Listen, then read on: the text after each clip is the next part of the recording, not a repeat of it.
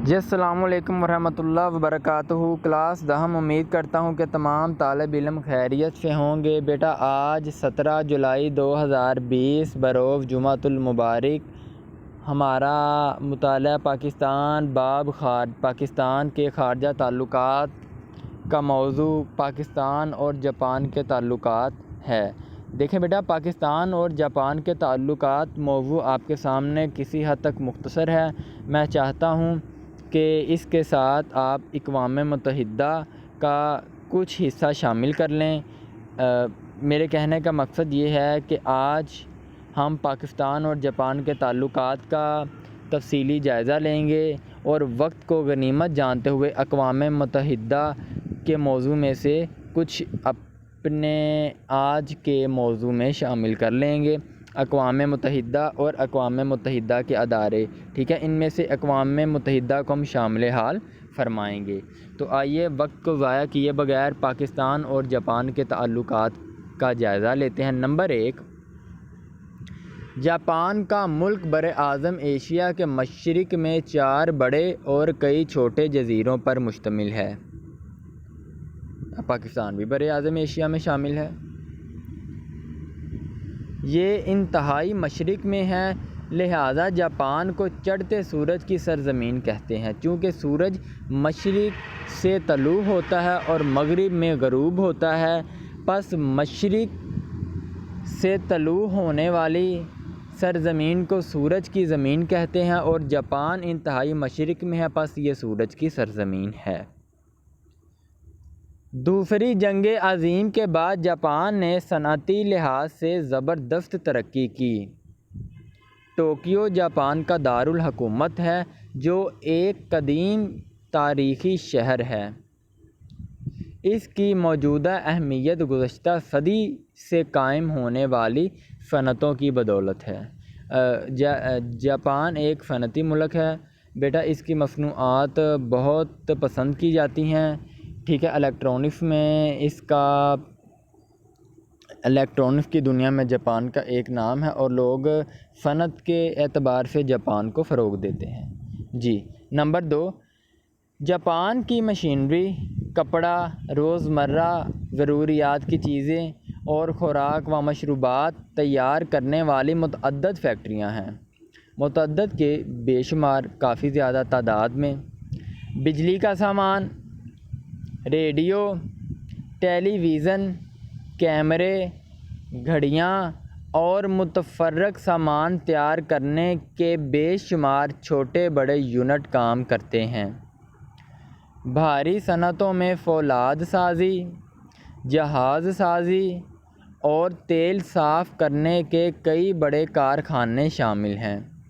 یہ کارخانے زیادہ تر ساحل سمندر کے ساتھ واقع ہیں۔ تیسرا نکتہ، جاپان براعظم ایشیا کا ایک ترقی یافتہ ملک ہے۔ پاکستان جاپان سے گاڑیاں اور الیکٹرونکس کی اشیاء منگواتا ہے۔ جاپان نے پاکستان میں تعلیم کی بہتری سمیت کئی منصوبوں میں سرمایہ کاری کر رکھی ہے۔ جاپان پاکستانی مچھلی کے خریداروں میں نمایاں حیثیت رکھتا ہے۔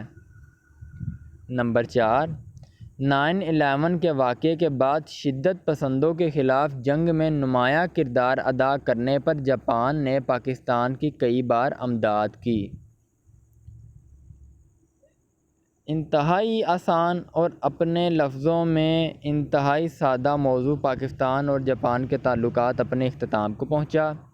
یاد بھی کرنا ہے اور ایک دفعہ لکھنا بھی ہے۔ ہر لیکچر میں بتاتا ہوں تاکہ اگر آپ نے ایک لیکچر میں نہیں سنا تو آپ دوسرے لیکچر میں سن لیں اور آپ کو احساس ہو کہ ہم نے یہ کام کرنا ہے، پس لکھیں بھی اور اچھی طرح یاد بھی کریں۔ اس کے بعد میں نے آج کا لیکچر شروع ہونے سے پہلے ہی آپ کو کہا تھا کہ اقوام متحدہ کا تھوڑا سا موضوع ہم شامل کریں گے۔ جی، اقوام متحدہ، یونائٹڈ نیشنز۔ پہلی جنگ عظیم کے خاتمہ پر 1919 میں انجمن اقوام قائم کی گئی، لیکن دوسری جنگ عظیم چھڑ جانے کی وجہ سے یہ ادارہ ختم ہو گیا۔ جنگ کے بعد تباہی کو دیکھتے ہوئے دنیا بھر کی انسانی برادری نے آئندہ جنگوں کی روک تھام اور باہمی تعاون کے فروغ کے لیے ایک نئے ادارے کی تخلیق کو ضروری سمجھا۔ بڑے ممالک کے سربراہوں نے متعدد بار ملاقاتیں کی۔ بالآخر 1945 میں امریکہ کے شہر سان فرانسسکو میں ایک کانفرنس منعقد ہوئی اور اقوام متحدہ بنانے کا فیصلہ کیا گیا۔ 50 ریاستوں کی نمائندوں نے 25 جون 1945 کو اقوام متحدہ کے چارٹر کی منظوری دی اور یہ ادارہ 24 اکتوبر 1945 کو وجود میں آیا۔ اس کا صدر مقام نیو یارک میں ہے۔ نیو یارک امریکہ کا شہر۔ اقوام متحدہ کے قیام کے بنیادی مقاصد: نمبر 1، بین الاقوامی امن کا قیام، یعنی قوموں کے درمیان امن قائم رہے۔ نمبر 2، معاشی و معاشرتی تعاون۔ نمبر 3، انصاف کی فراہمی۔ نمبر 4، انسانی مسائل کا حل۔ اور کتنی احسن بات ہے کہ یہ 4 کے 4 مقاصد بھی ہمارے دین کا حصہ ہیں اور ہمارے دین ہی سے چرائے گئے ہیں۔ بیٹا یاد رکھیے گا کہ انگریز نے جتنی بھی ترقی کی ہے، بار بار آپ کو یہ باتیں بہت سے معلمین سے سننے میں ملیں گی، انہوں نے ہمارے دین سے نکالی ہیں اور ان پر عمل کیا ہے۔ دین ہمارا تھا، عمل وہ کر گئے۔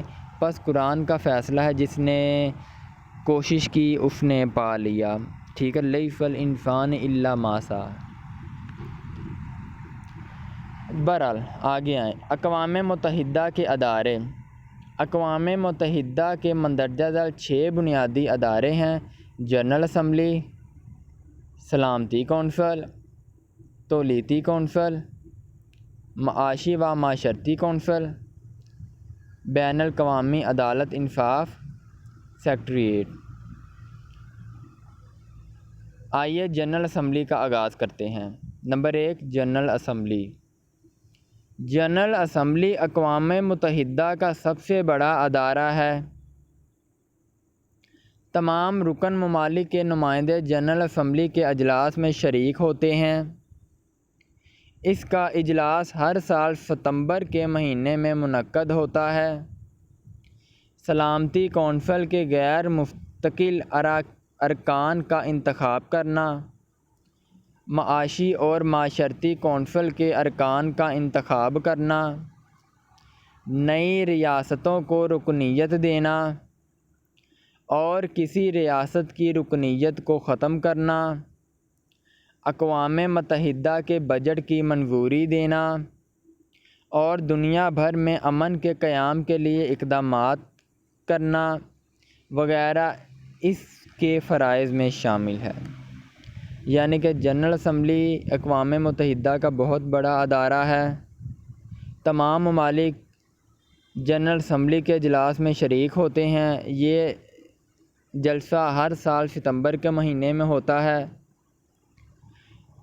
جنرل اسمبلی کے اختیار میں بے شمار چیزیں ہیں۔ ارکان کا انتخاب کرنا بھی اس کے اختیار میں ہے، نئی ریاستوں کو، اور اس کے بعد فرائض میں نئی ریاستوں کو رکنیت دینا، کسی ریاست کی رکنیت کو ختم کرنا، اقوام متحدہ کی بجٹ کی منظوری دینا اور دنیا بھر میں امن کے قیام کے لیے اقدامات کرنا، یہ اقوام متحدہ کے ادارے جنرل اسمبلی میں شامل ہیں۔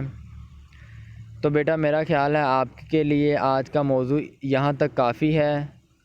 میں نہیں چاہتا کہ کوئی بھی موضوع یا لیکچر آپ پر بوجھ ثابت ہو۔ جامع اور مدلل موضوع آپ کو دیا جاتا ہے، بس آپ کا آج کا کام پاکستان اور جاپان کے تعلقات کو یاد کرنا ہے اور ایک بار لکھنا ہے۔ اس کے ساتھ اقوام متحدہ کا قیام کس طرح یہ قائم کی گئی، اس کے مقاصد کیا ہیں، اور اقوام متحدہ کے 6 اداروں میں سے ایک ادارہ جنرل اسمبلی، یہاں تک بیٹا آپ نے لکھنا اور یاد کرنا ہے۔ تواریخ کو بار بار کہہ رہا ہوں کہ ذہن نشین فرمائیں، بار بار پڑھیں، لکھیں۔ اللہ آپ کی حفاظت فرمائے، نماز قائم کریں، گھروں میں رہیں۔ اسی کے ساتھ میں محمد رمضان آپ سے اجازت چاہتا ہوں۔ السلام علیکم ورحمۃ اللہ وبرکاتہ۔